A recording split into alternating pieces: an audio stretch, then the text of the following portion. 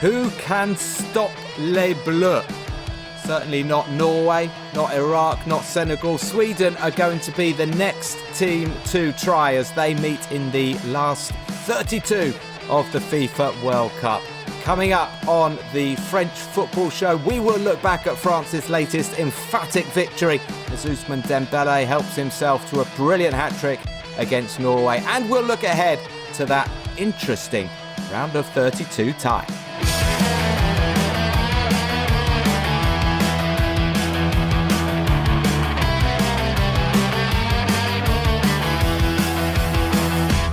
Thank you, everybody, for joining us once again. It's a case of so far so good for Les Bleus. 9 points from 9 in the group stage. The first time they've done that since the 1998 World Cup, and we know how that ended.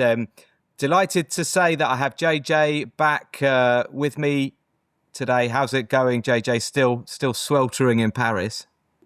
Yeah, doing well, thanks. Taking refuge from the heat outside in an air-conditioned hotel, so kind of feeling like a tourist despite only being around the corner from where I live normally. So bizarre feeling, but yeah, hopefully we've ridden out the worst of the heat wave. Yeah, fingers crossed. We've got Baptiste Reynaud as well from Le Classique Pod. Baptiste, you're also in Paris at the moment. How are things going? It's hot. It's hot out there, and you can't see it, but there's a ventilator that's very, very close to me. So, sweltering hot, but that allows us to stay indoor and watch some football. So that's not such a bad thing either. And thanks for having me again. No, it's great to have you. It's a good excuse to sort of stay up all night and watch football because you can't sleep it anyway. But yeah, look, France had a fairly straightforward victory in the end. Norway making 10 changes for the game. No Erling Haaland. Bit of a shame. Would have been nice to see the Haaland Mbappe shootout, as it were. It felt a bit, I don't know if surprising is the word, but just to touch on Norway, JJ, were you surprised? It feels a bit defeatist. It was almost like, well, we could play our first 11, we'll probably not win anyway. Or do you understand that given the relatively quick turnaround ahead of the last 32?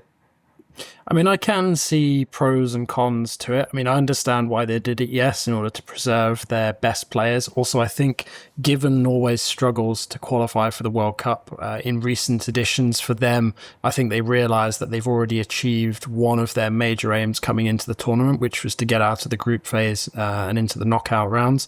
And to be honest, I think this is also a page out of Didier Deschamps' book, because if we look back at previous editions of the World Cup where France have been successful, notably 2018. This is the kind of thing that DD likes to do. So he likes to, rotate, bring in some of the more peripheral figures in the squad. I feel like had Norway only rotated a handful of players and, had big names, notably Haaland, being present from the start, there probably would have been less scrutiny over this decision from the Norwegians. But yeah, I can also understand people who do feel like it feels a little bit defeatist, because ultimately, this felt like it was an opportunity for the two teams to decide who would come out on top of the group, and was going to be exciting as well, like you said, to see Mbappe and Haaland going up against each other and seeing who could outscore the other. And it ended up obviously being Ousmane Dembélé stealing the show, but a number of star names, notably on the Norwegian side, weren't on show. So, of course, frustrating for some sets of fans, but I think very rewarding for the French, who are being treated to a prolific performance from Les Bleus so far. Yeah, 10 goals already in 3 matches. Didier Deschamps wasn't there, of course. He flew back to France after the passing of his mother. I thought, obviously that's very sad. I did think it was nice though for Guy Stéphane to be in the limelight a little bit. I was watching a video from the beIN Sports documentary on Guy Stéphane, where he was like really, it was very touching, very emotional. He was reading out a letter that Didier Deschamps had written to him, and he's a proper faithful, loyal lieutenant, isn't he? And I think this, like, a good guy to have, doesn't have obviously pretensions to try to take Didier's job, but is also hugely experienced. So just touch on that, Baptiste, and also the team selection. You know, if we flip it around, France obviously went strong Theo Hernandez and Maxence Lacroix coming into the midfield, Chouameni and Desiree Doué coming back in. But yeah, a pretty strong starting 11. Yeah, a strong performance. And I think, like you said, kudos to Guy Stéphane for keeping the ball rolling in a way. And as you said, he's been a loyal servant. He's a bit of a Jean-Louis Gasset figure for me, for Deschamps. You know, somebody who I think connects well with the players, manages to establish the right distance between Deschamps and the players as well, but is a nice conduit between them. And you know, I think he just kept things ticking. I also had realized at the halftime point, I don't think I'd ever heard Guy Stéphane actually speak. So it was kind of nice to hear his voice literally and figuratively being heard. And I was a little bit surprised that he kept so many of the attacking players on, because I thought he might want to give them a rest. But considering how they've connected so far, especially Olise and Mbappe, and I think he obviously wanted to give Dembélé a bit of a run, if I can put it that way. It made a lot of sense, and I think confidence is really high from an attacking perspective, and everybody seems to be connecting really well, which is great to see. Defensively, you know, for me, it felt a little bit that it was a chance being given to Theo Hernandez because he wasn't very convincing in the first game. And Digne, I think, has the ability, clearly, maybe he doesn't have the confidence of the staff yet, but he has the ability to be much better rounded left back for me than Theo Hernandez. And so that felt more like a challenge to Hernandez, and I'm not sure he passed it, frankly speaking. No. And I think Saliba is as essential to the France team as any of those attacking players. I think he's clearly the defensive leader. So to give him a rest and give Maxence Lacroix was a nice reward. Although I was a little bit surprised that Lacroix was given a run rather than Konate, who's more experienced and maybe more needed of a boost of confidence, considering the slightly difficult Liverpool season. So, but all in all, it's worked out well for everyone. I think it's been good continuity and an impressive win. Although there were some moments of a little bit of stress if you're a French fan. Yeah, we'll get onto that. But JJ, I think, you know, the one sort of headline to come from this is Ousmane Dembélé, and we've talked about him. We've even wondered whether France should be dropping him, or whether if Didier Deschamps does revert to just 3 attackers and put an extra man in midfield, would Dembélé be the one to miss out? It felt like the goal he scored in the second game against Iraq, even though it wasn't particularly important, it was his first goal in a major competition. It seems to have liberated something in him. The way he started that game against Norway. I mean, we said we haven't seen the Dembélé of PSG, but we did against Norway. Yeah, absolutely. And I think we also saw Mbappe being a facilitator, which is a nice change and something that I think is going to be really important for France going forward.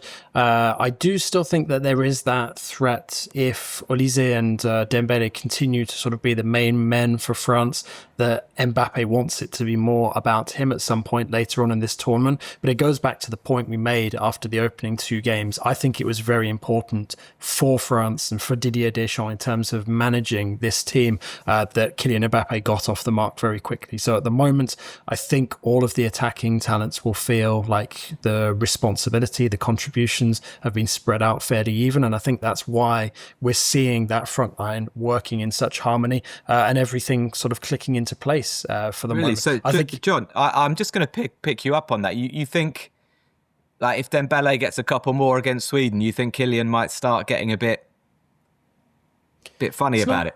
It's not necessarily that, because I think obviously Mbappe will know the importance of continuing to progress. But for the moment, I think this World Cup is painting Mbappe in an extremely positive light. And I think the moment that it becomes obvious that somebody else in the attack is talismanic in terms of putting the finishing touch on some of these goals, it could end up becoming a little bit more of a, I'm not going to say that's sort of like an ego trip, but it's something that sort of makes Mbappe try harder in the way that we saw sort of leading into this World Cup, notably in the final friendly, where I think, you know, if Mbappe continues to score, sort of a couple of goals, Maybe we'll also see the goals dry up a little bit for Dembele. I hope not. I hope all of the players remain as prolific and as in form as they've been in front of goal so far this tournament, all the way through the business end.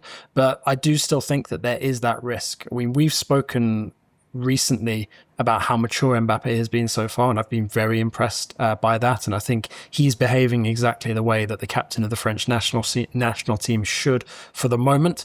It's just, given everything that's happened over the last couple of years, certainly in the last season at Real Madrid, I still think that there's enough of that kind of nagging suspicion, that seed of doubt in people's minds as to how long it's going to take for sort of the Kylian Mbappe that we've seen at club level in recent years to sort of manifest itself at international level. Hopefully it doesn't become an issue, but at the moment, I think right now the balance, the harmony is extremely good for the French national team. I think Deschamps will have returned to the French camp extremely satisfied with the way that things have gone so far. Yeah, Baptiste, they look like a happy bunch, don't they? Particularly when we look at those attackers and how they're kind of sharing responsibilities and working for each other.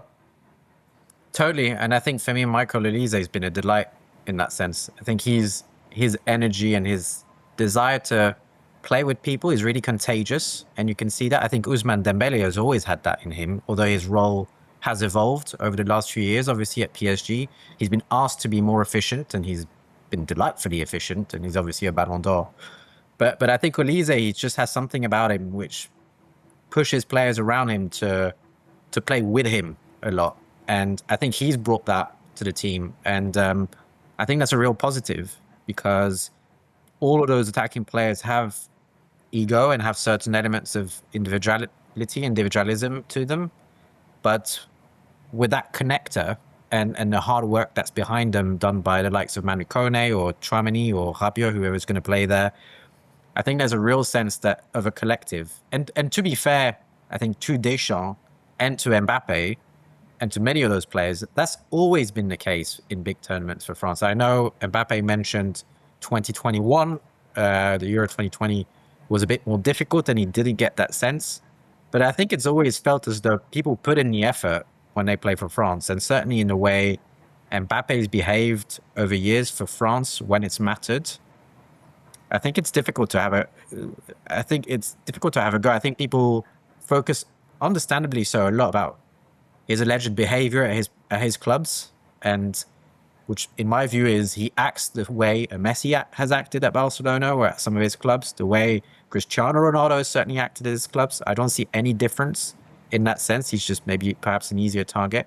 But certainly for France, I think he's always been of the right mindset at big tournaments, and he's keen on delivering, and so far he's done so.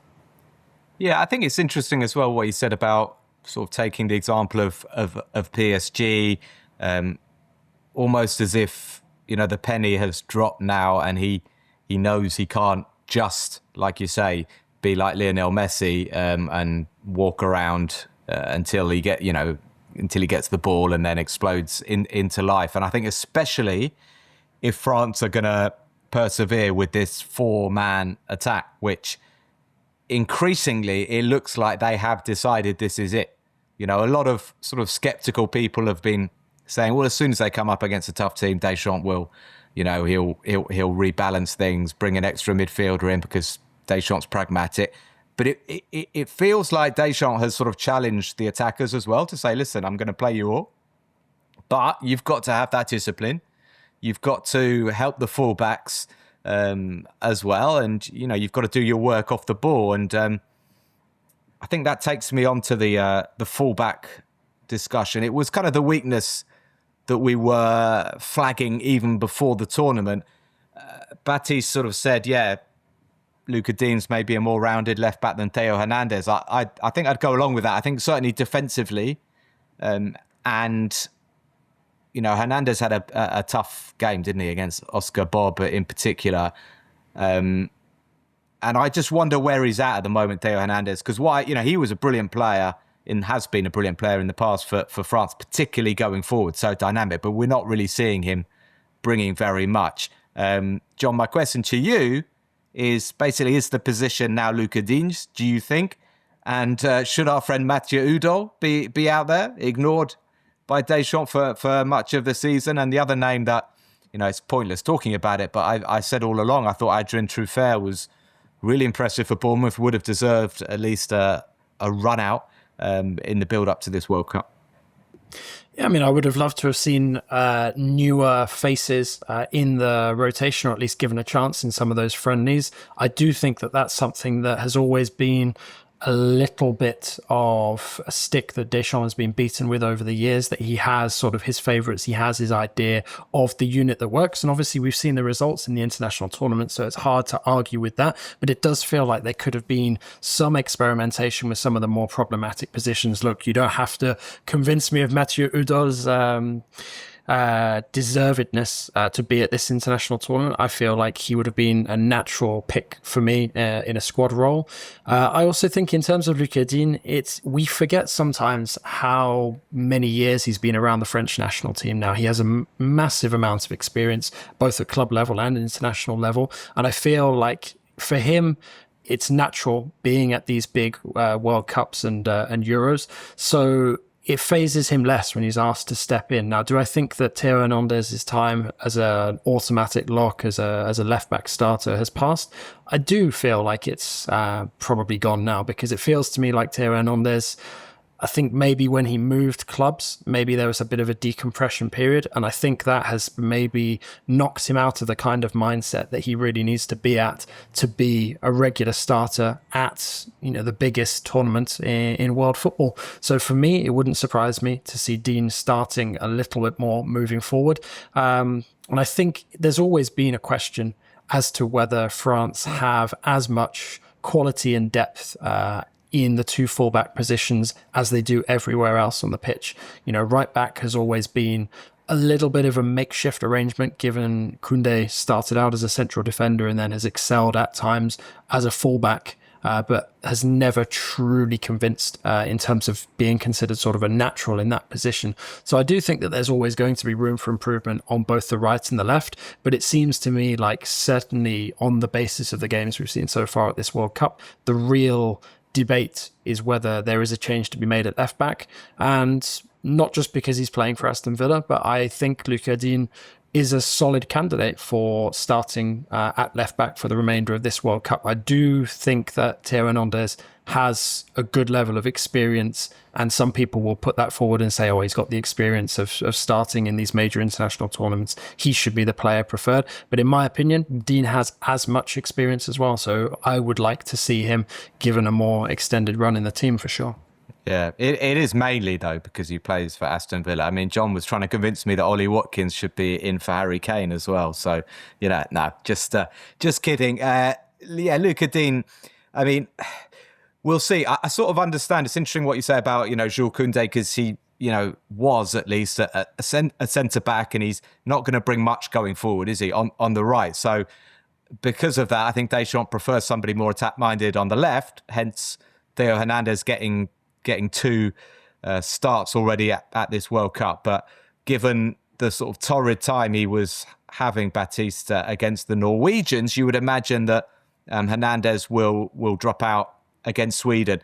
And that sort of brings me on now to Sweden. So New York, the setting, the stadium that will host the final, the stadium that probably has the worst pitch in the World Cup, which is a bit of a shame for the French. I would say more than the Swedes, but I don't want to do the Swedes a disservice. But Sweden have got some serious attacking talent. Alexander Isak has started to look like the Isak of old again. Gyökeres is dangerous.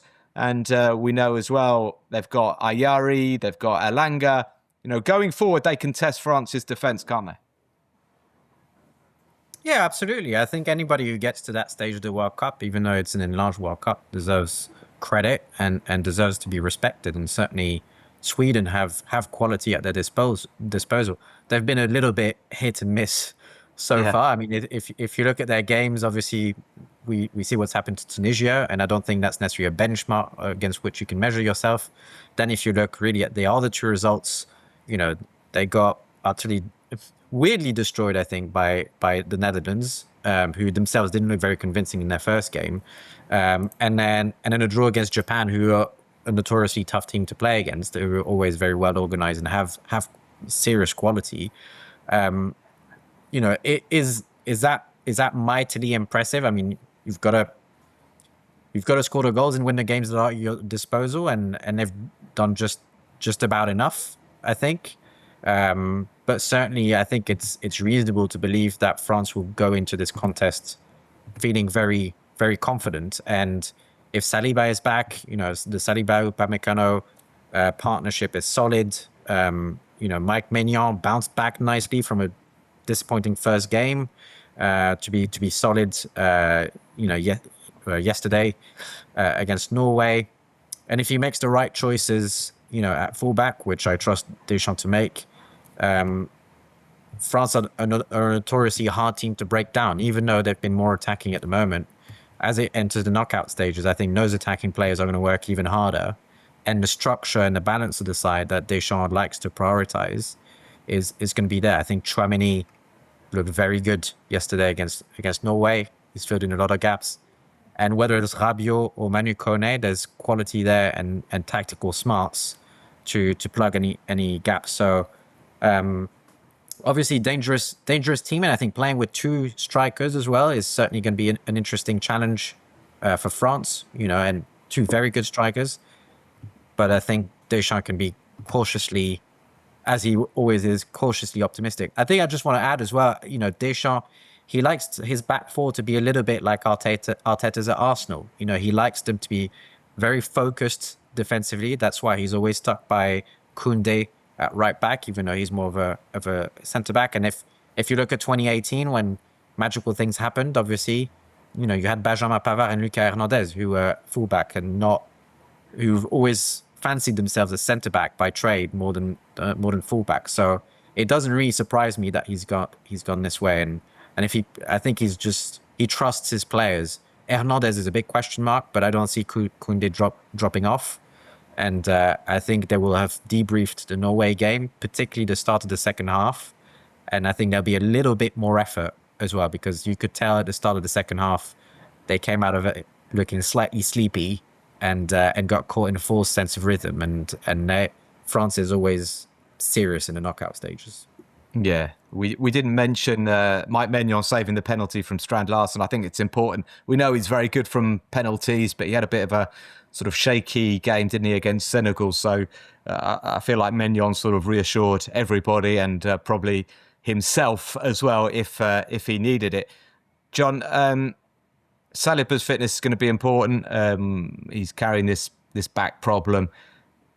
I can understand France being careful with him, and hopefully he'll be absolutely fine to play against his mate Gyökeres. I think he'll be pretty determined to keep Gyökeres and Isak quiet if he can. The midfield, it's two between three, isn't it? And Manu Kone, Tchouaméni, and Rabiot. I would assume Rabiot rested against Norway. Manu Kone, I mean, I loved him in qualification, and the two performances he's just put in, I personally think he should be in, and it should be between Tchouaméni and Rabiot for the other position. But what do you think? Yeah, absolutely. I don't disagree with that. And I think that Kone has made a really strong case for being included in that starting 11. And I have to be honest, as much as I do rate Tchouaméni, and I appreciate the position that he plays and the importance he can bring, certainly in terms of the balance, especially when we're talking about sort of protecting one of your central defenders, one of your key players in Saliba physically. I do actually think that there is now a fairly strong case for the midfield pairing to potentially be Kone and Rabiot, and Tchouaméni perhaps to start on the bench, unless Deschamps wants to go with the midfield three. And it has felt like there is potential for France to sort of go that way the further they go in the tournament. And actually, to that point, and Baptiste mentioning magical things earlier, I wanted to flip the question to you, Matt, and see what you think of France's chances now that we know more or less sort of how the draw is set, looking at the sort of business end of the competition? Because it feels for me, especially now there's some question marks out there over Germany, that this has really opened up for France to make a really deep run and go towards, at least the quarterfinals, semi-finals, without really having to fear too much against, with all due respect, the teams that they're looking likely to come up against. Yeah, I think they've got an amazing chance. I mean, regardless of the draw, I think they're looking so strong. They should beat Sweden without too much difficulty.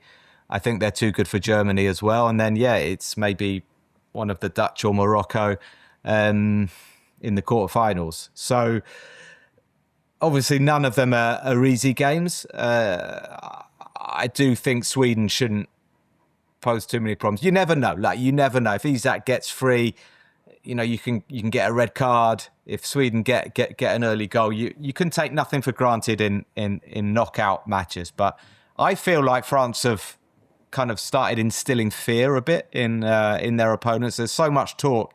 I'm working out here in Qatar. One former manager who's working out here, I won't give his name because he said this in confidence, but he said, the only way France can not win this World Cup is if FIFA let them play their second team. Let France enter a second team into the tournament, i.e. France reserves are the only side that could probably beat France, which, I think is a slight exaggeration, but it is, I would say it's there to be won. I'm looking at the other teams. For me, Argentina are probably, again, the biggest rival. I've been pretty impressed with them, and Messi's powers just are not waning, are they? So, I'd say it's looking very positive. Baptiste, would you go along with that? I noted in L'Equipe today, Guy Stéphane was asked if this team's as good as 2022, and he was really coy and sort of said, well, you won't know, actually, until the tournament goes on, because, you build that team through the tournament, really, and they've got a lot of new players.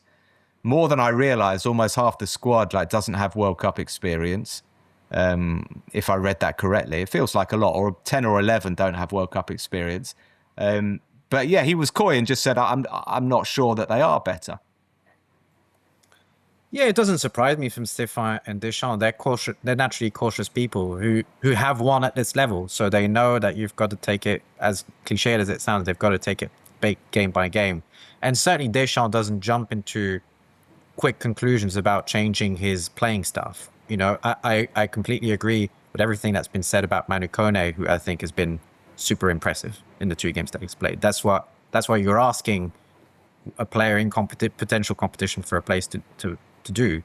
But I don't see him dropping Tchouaméni. He's his vice captain, and he's the most defensive as midfielders. And I don't see him dropping Adrien Rabiot, because he's been trusted every time and he's delivered for France.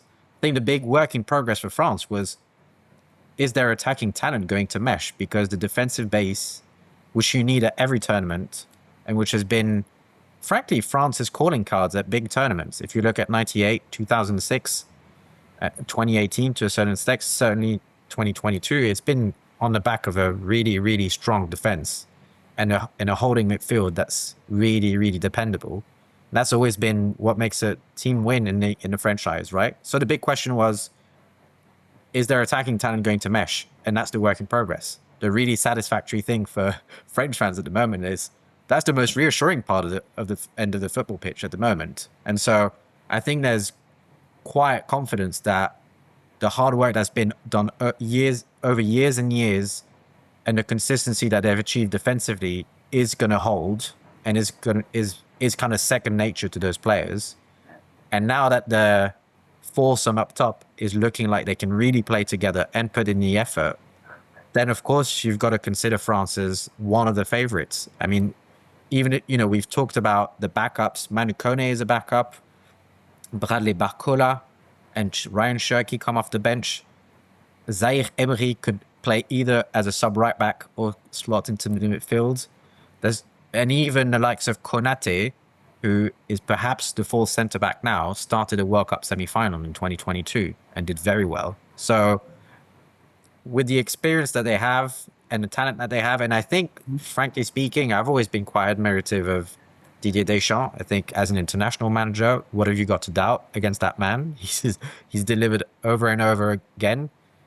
It's only natural to consider France as favorites, and they come into it with a good team spirit as well, from what everyone can tell. And that's the dynamic that we saw in '98 and in 2018 in particular. You saw players having fun together, and players playing in different way to how they would play in clubs. You know, Paul Pogba was a great example of that. Always delivering in a similar way that Rabiot is, I think, for a lot of people. Yeah, and if Desiree Doué is going to start scoring headers, I mean, you know, who's going to stop France then? I did read it was his first headed goal of his career. Really good header as well.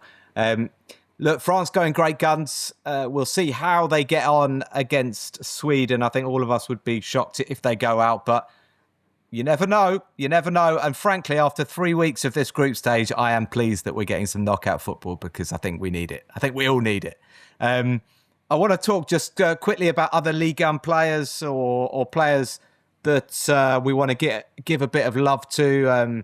I know we talked about Ryan Mendes of Cape Verde, last time with JJ, and I was watching him being interviewed after their qualification. I'm really, really happy about him. In our WhatsApp chat, Baptiste, you were mentioning Pape Gay, and I think he definitely deserves a bit of airtime. Pape Gay, who was at Le Havre and played at Marseille. And when you look at Senegal, Baptiste, you wonder why the hell Pape Gay, Ismail Assar, Iliman Ndiaye aren't like Marseille stalwarts and Marseille stars now, because they're quality players. Oh, Marseille's ability to self-destruct, I think, is quite unparalleled in the football world, and the impatience there is second to none. I think I think it just shows that a high number of players. Obviously, there's a lot of. I think there's 98 or 100 players at the World Cup who were born in France, and obviously even more than that. There's a high number of them who started to make a name for themselves in Ligue 1. Or even in the lower leagues in French football. It's just testament to the fact that those players are actually given a chance, and they're giving a football education in France, which is really, really strong. And no matter that some of their clubs disregard them very quickly, there's still, the baseline of tactical training and technical training in France remains very, very high. And we saw that from players who are, I think not just but I think everyone who watches Ligue 1 has been banging the drum about Ayoub Bouadi for about 18 months now. And to see newspapers outside of France being surprised at this kind of performance in his first game was brought a smile to my face. Because it's weird, isn't it? It's weird. It's weird because like we watch him week in, week out. We see him turn in a man of the match performance for Lille against Real Madrid on his 17th birthday. And it's like suddenly he's on the radar. Suddenly, like you've got Rio Ferdinand going, "Oh, Bouadi, let's bring him to Man United. He's amazing." And like you've watched him once. Yeah. But that's the World Cup, isn't it? I mean. Yeah. So hopefully it will work out better for him than it did for El Hadji Diouf. Well, certainly for Liverpool after the World Cup. But no, I think it's just there's tons of talent, and the great thing about Liga and seeing those players at the World Cup is that it's a lot of young talent, and they're given a chance, and obviously they go to sunnier climes, but it's a delight to see them represent a league we hold dear to our hearts really well. Yeah, but I was really pleased to see Senegal go through, and actually at the time of recording, 7 African nations have qualified. We're going to see Congo, DR, and Algeria later tonight. And that, that's brilliant. And we know so many of these players already. And, I mean, yeah, it's another subject for another day. But I think it's wrong that there have been so few African nations in past World Cups. It's been 5, I think, per World Cup for the last 20 years or so. It was only like 1 or 2 before then. And, it's great that we're seeing them getting results. And so Senegal, that a lot of players that we know from Ligue 1 but have moved on. Like, it was good to see Habib Diarra scoring the first goal. Lamine Camara obviously still at Monaco, is having a strong tournament. So we'll see how that goes. JJ, any other names you want to bring to the table here? Yeah, I mean, one of the things that I love about World Cups is sometimes it can serve as a reminder as to some of the talent that we've known has existed before, but maybe hasn't done itself justice in recent seasons. And I'm thinking of Nicolas Pepe in particular, scored 2 great goals for Côte d'Ivoire as they qualified for the knockout round. And I think when we look at what's happened with his career since moving outside of France, he's bounced around a bit. I know he went to your beloved Arsenal as well, but it feels like he lost himself a little bit, and we hadn't seen the sort of talent that we knew that he possessed from his time in Ligue 1 for a while. So to see him scoring 2 goals on the biggest stage in world football, and 2 really fairly well taken goals as well, that was really nice to see. So I was very satisfied to see another Ligue 1 alumni excelling in these big international games. Yeah, he's got a bit of the Ousmane Dembélés in him, hasn't he? And he was brilliant for Lille. And when Arsenal paid 80 million euros for him, I was telling anybody who would listen to me that this guy's going to be an absolute superstar at Arsenal. And for whatever reason, it didn't happen for him. Obviously, people in England would be like, I couldn't do it in the Premier League. But that wasn't the problem. The Premier League wasn't the problem. And you saw when he moved to Nice on loan, he really struggled as well. So it's not like, I'm back in Ligue 1 and I'm going to start scoring. But I agree with you I agree with you on that, Nicolas Pepe.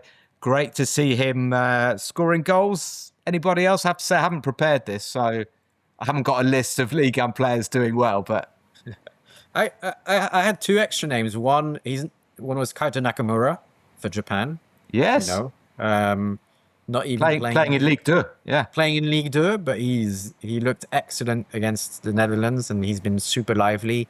And we saw that when he was in Ligue 1, so it's good to see that he kept faith with Reims as they went down, and that he's still able to deliver. And then I'm going to mention a second player that I've criticized quite a lot this season, but he's actually been very solid for one of the main contenders, is Facundo Medina. True. Joined Marseille in a transfer that made a lot of sense at the time. I think he'd been excellent for Lens. I would say was a slight caricature of what you would expect an Argentinian left-back to look like this season, and certainly didn't endear himself during the Clasico when he flexed his muscles before, as they warmed up before being torn apart 5-0 by PSG. And I think he still has nightmares about Ousmane Dembélé from that game. But and there's even been talk about how Marseille now in the position they're in, even though they've signed him permanently this summer, they actually need to set him onwards straight away because of how disappointing his first season was, and that he might have some market value. Certainly for Argentina, starting left back, 2 clean sheets, he's looked very solid. And I think it's just another example, similar to Nicolas Pepe, but also back in the day, the likes of Gervinho, right? Is those players have quality to start with. That's why they sign for some of those big clubs. And actually, it is a different ball game once they play for their country, and especially for it matters more to players anyway, no matter which country they play for, when they play for their country. But certainly I'm not surprised that Nicolas Pepe in a healthy Senegal outfit, same for Medina with Argentina, where you know exactly what you're meant to be doing and how you're going to work, that they've performed. So I just wanted to mention those 2 names because I think they've kind of dropped off the radar, but are actually playing important roles for teams that are likely to do quite well at the tournament. Yeah, good shouts. Amin Gouiri, we mentioned as well. He's in action for Algeria later. Got the winner, didn't he, against Jordan? So Marseille are being well represented. PSG certainly being well represented. 7 PSG players have scored already. Obviously, Dembélé, Barcola, Doué, João Neves, Nuno Mendes, Hakimi, and Mbaye. Ibrahim Mbaye, the youngster for Senegal. So PSG doing quite well. It's almost like they're a good team and a good squad. Baptiste and John, I think we're good for today. It was really great chatting, Baptiste. It's been too long since we've had you on the French Football Show. So, hopefully we won't wait another 6 months or whatever it's been to get you back. No, absolutely. Always happy to join. Thanks as ever for inviting me, and looking forward to catching up sooner rather than later, for sure. Good stuff. And JJ, well, it's only been about 3 or 4 days since you've been on, so I haven't missed you. Always a pleasure, though.